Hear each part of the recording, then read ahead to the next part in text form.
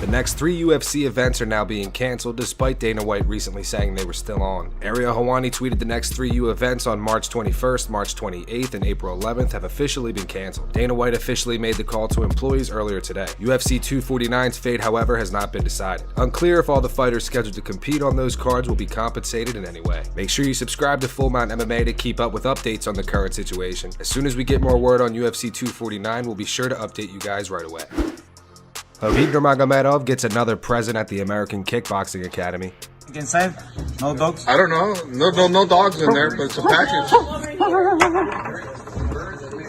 There's a lot of bullshit around. Hey, Islam, you're not the only one that gets packages here. Khabib gets packages too. This is mine.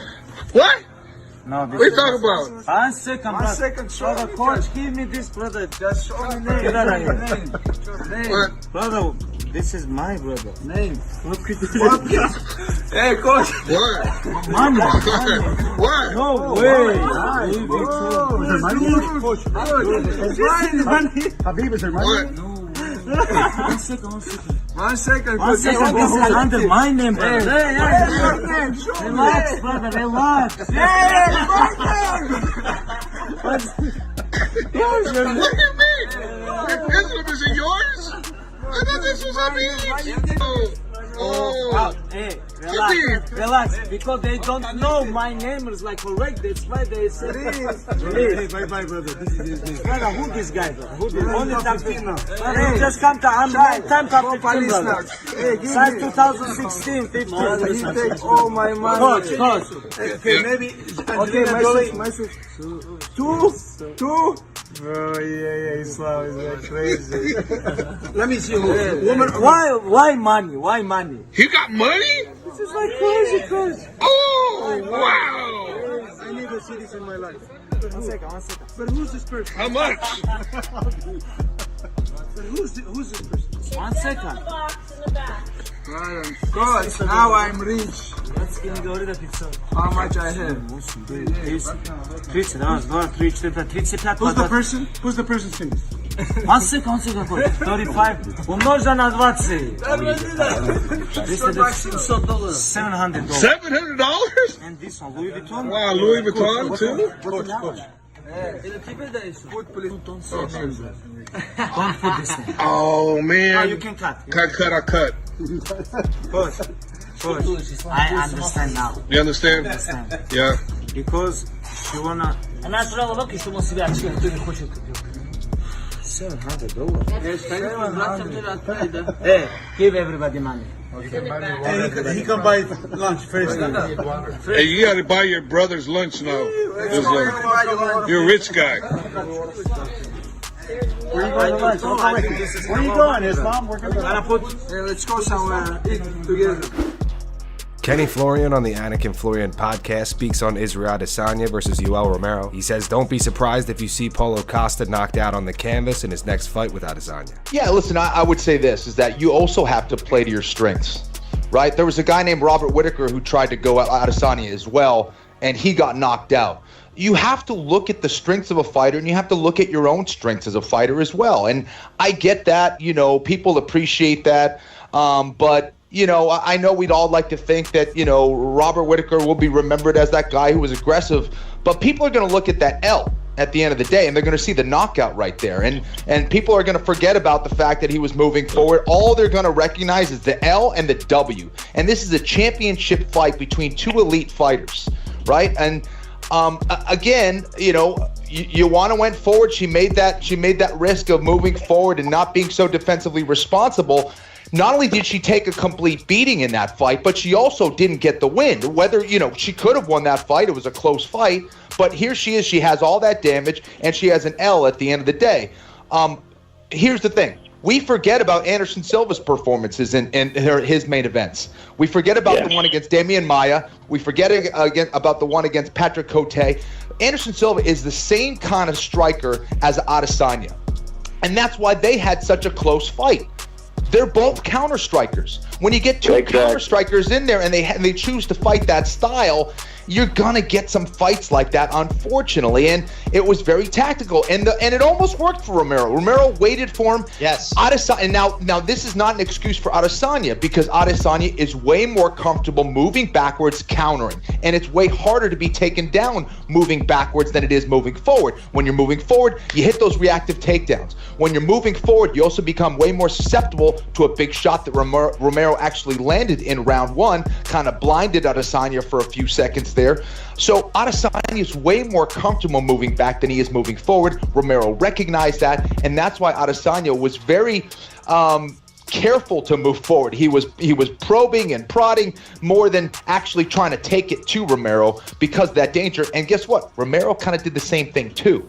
It takes two to tango, like Longo said. Romero could have gone forward as well. And that's why I think Costa will bring it to Adesanya. We'll see a much better fight because of their style matchups. But don't be surprised if you see Costa knocked out on the canvas in their fight as well.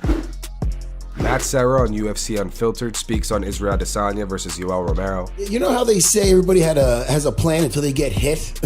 Yeah. I think Adesanya was thinking the same exact thing until he felt that power of that first shot. Yeah. And then all of a sudden he's rethinking stepping in. And you know what? I've been thinking about it lately. And, you know, Costa's saying that Yoel's not to blame. And I understand he's got a victory over him and they had a barn burner. But he did say this. He said, and this is true, he did say that Yoel fights the same every time.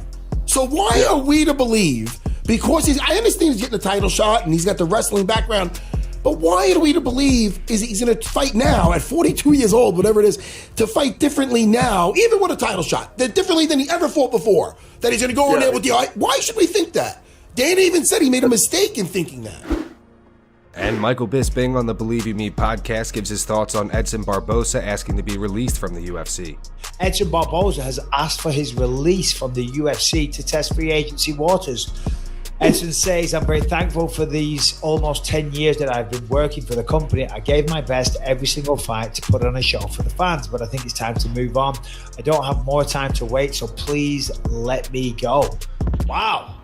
I'm actually kind of blown away and surprised by that statement there. Edson Barboza has been a fan favorite for the longest time.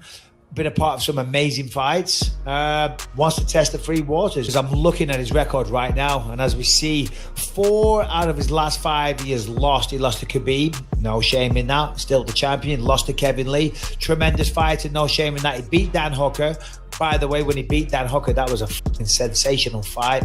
As we know, Barboza is one of the best kickers. Lost to Justin Gage, he knocked out, and then lost a split decision to Paul Felder. So, yeah, if you look at that, to your point entirely, Lewis, right? He's struggling against the top dogs. That doesn't mean he's not exciting, doesn't mean he's not a name, doesn't have fan recognition, because he does, he has all of those things, but he's never going to get the championship money in the UFC because the competition is too hard. I'm not saying that he's not world class, I'm not saying he's not good enough, and a lot of those fights were close, but when you've lost 4 of your last 5, I understand, because to your point, you know, some of these other organizations that are trying to build their names, trying to establish their brand in the MMA space, they need stars. You know, Bellator have done this for a long time. ONE FC are doing it. So what they do, they pay over the odds to get somebody like an Edson Barboza because it's good for their brand. I don't know what Demetrius Johnson gets paid for ONE FC, but if I'm not mistaken, I believe it's a huge sum of money, I think. And Barboza's probably hearing these kind of rumblings and thinking, hey, let me out the UFC. Let me go and make some massive money. Not that UFC can't pay massive money, because they clearly can. But if you're losing 4 out of your last 5, you're not going to get those paychecks because the competition is too stiff. You know what I mean? So it's not the UFC's fault. I wouldn't. You know, I mean, would you pay someone $1 million if they were losing 4 out of the last 5? You just wouldn't. It's not smart business sense. So it's not the UFC's fault. But I kind of understand why Edson's going to try and go and exploit is a strong word, but he's going to go try and take advantage of the situation with these brands. They're trying to establish themselves. Well, it sounds like he might have fought. Oh no, he can't afford out his contract. Otherwise, the contract would just be null and void. It would be expired. So he obviously must have one last fight on his contract. and he's asking to get out of it, which is an unusual move. It really is. But anyway, whatever happens, best of luck to Edson Barboza. I, for one, would love to see him still in the UFC. Whenever I think of Edson Barboza, the one thing that comes to my mind, and everybody's mind, is that spinning wheel kick knockout of Terry Ettin. Old mate Terry from Liverpool, shout out Terry Ettin. But that's all you think of, that sickening knockout that he landed on Terry Ettin. But yeah, whatever. Best of luck, Edson, whatever you decide to do. That's going to wrap it up for the news. Thank you so much for watching. If you enjoyed the video, be sure to drop a like down below and subscribe to Full Mount MMA on YouTube. Here are the 3 top comments from last video. The first one's in reference to Tyron Woodley versus Leon Edwards being canceled. It says, I'd much rather see Woodley versus Covington anyways. The second one says they need to make Covington versus Woodley. Everyone wants to see it. And the final one says, the most Kevin Lee thing to say is he didn't choke me, I choked myself out after tapping to being choked. Those were the 3 top comments from last video. If you want to be featured in the next video, be sure to drop a comment down below on this one.